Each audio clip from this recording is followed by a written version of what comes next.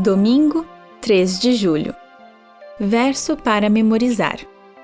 Amados, não estranhem o fogo que surge no meio de vocês, destiná-lo a pô-los à prova, como se alguma coisa extraordinária estivesse acontecendo. Pelo contrário, alegrem-se na medida em que são coparticipantes dos sofrimentos de Cristo, para que também na revelação de sua glória vocês se alegrem exultando. 1 Pedro 4, 12 e 13. Surpresas. Amados, não estranheis a ardente prova que vem sobre vós para vos tentar, como se coisa estranha vos acontecesse. 1 Pedro 4, 12. Surpresas dolorosas podem ocorrer de muitas formas. Um carro que se desvia na estrada em sua direção, uma notificação súbita de que você perdeu o emprego, um exame médico que lhe dá más notícias, ser traído por alguém que você imaginava que o amasse.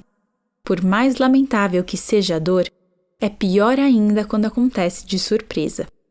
Nesta semana, veremos alguns tipos específicos de situações dolorosas ou crisóis que não deveriam nos surpreender.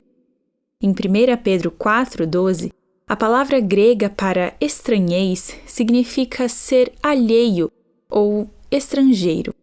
Pedro estava exortando seus leitores a não cair na armadilha de acreditar que tribulações e dificuldades atrozes sejam alheias à experiência cristã.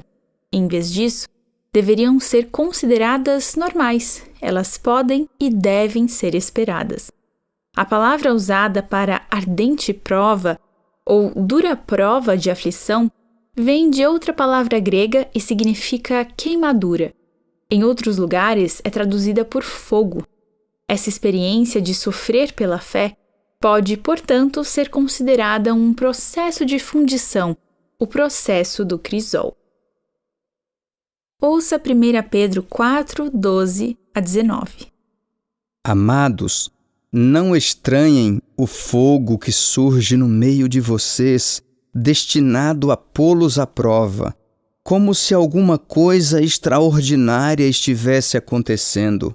Pelo contrário, alegrem-se na medida em que são coparticipantes dos sofrimentos de Cristo, para que também, na revelação de sua glória, vocês se alegrem exultando.